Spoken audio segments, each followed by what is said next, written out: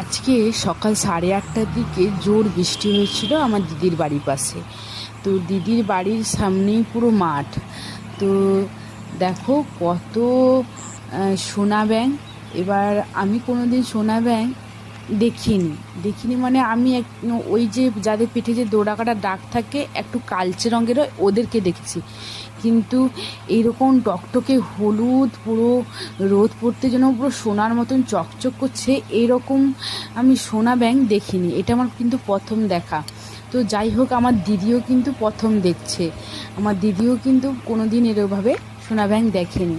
তো দিদি ভিডিও করে আমাকে পাঠিয়েছিল যে দেখ তুই কোনো দিন সোনা ব্যাঙ দেখেছিস কি না। তো আমি তো দেখিনি। তো ভাবলাম তোমাদের মধ্যে অনেকেই আছো যারা এখনও হয়তো আমরা বইতে পড়েছি সোনা ব্যাঙ কোনো ব্যাঙ, কিন্তু কোনো দিন দেখিনি।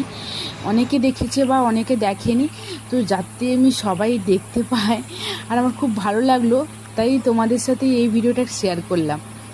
দেখো, আর এই যে সোনা ব্যাঙদের ডাক, যেরকম আমরা যখন বৃষ্টি পড়লে গ্রামের রাস্তা দিয়ে হেঁটে গেলে যেরকম ব্যাঙদের যে ডাক পাওয়া, জোরে জোরে যে আওয়াজ হয়, পুরো সেরকম শব্দ করছে স্পষ্ট। ওটা দেখাও যাচ্ছে ও যে ওরা আওয়াজ করছে।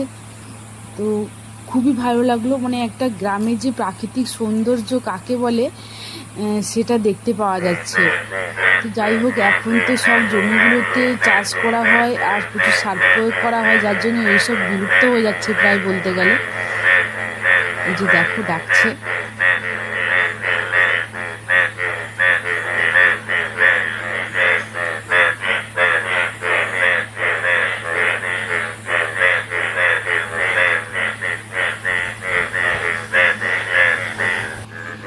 বর্ষাকাল এলেই এদেরকে দেখতে পাওয়া যায়।